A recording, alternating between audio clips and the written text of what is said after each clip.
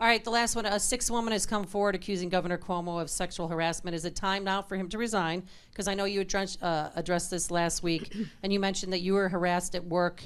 At what stage in your career did that happen, and did you ever file a complaint against your alleged harasser?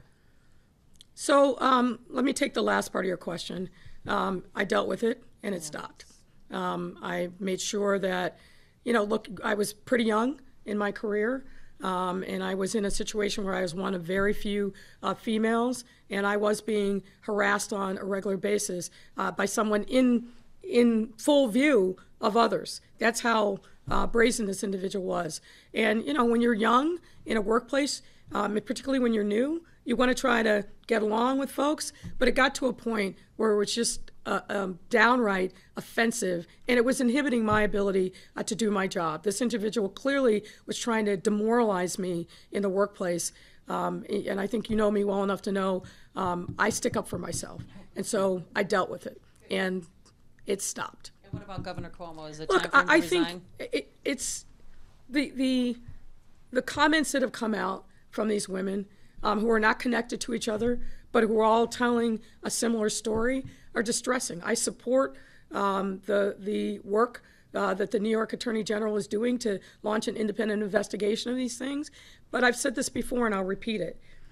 It's important that we not only talk about diversity in the workplace, what's also important in this day and age is that we talk about how the doors of a workplace have been opened up to women. It's not enough for us to walk through the door. If we're walking through the door into institutions that were created by and for men, we live different lives as women in this country.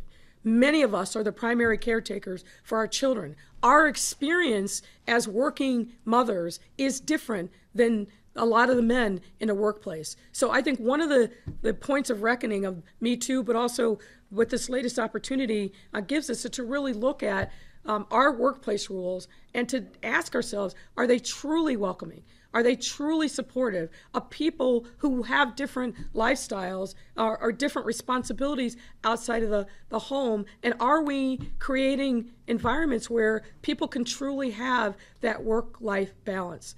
I want to make sure that any woman who believes that she was harassed or discriminated against, or for that matter, any person, is able to speak their truth without worrying about retaliation. I'm concerned about some of the allegations that have come out, particularly those where one young woman indicated that she not only did what we would expect, which is to report the conduct immediately, but reported it to two women, and the answer was ship her someplace else and give her a different job. Now, look, I'm not naive. You're talking about one of the most powerful, if not the most powerful governor in the country, with a long storied history as a public servant. That's not an easy thing to tackle, that when he is the person who is alleged to have caused the harm to another. But what this tells us is no one can be above the law. And there will be clearly a reckoning. I think it's already happening in the drip by drip that's happening. But I look forward to seeing the results of the New York Attorney General's independent investigation. From my read of the two people that she's tapped to lead that investigation, they're not going to cut any corners. They're going to call balls and strikes and follow the facts where they find us. And I think we owe it to the women, but also to the governor, to allow that independent investigation to play itself out.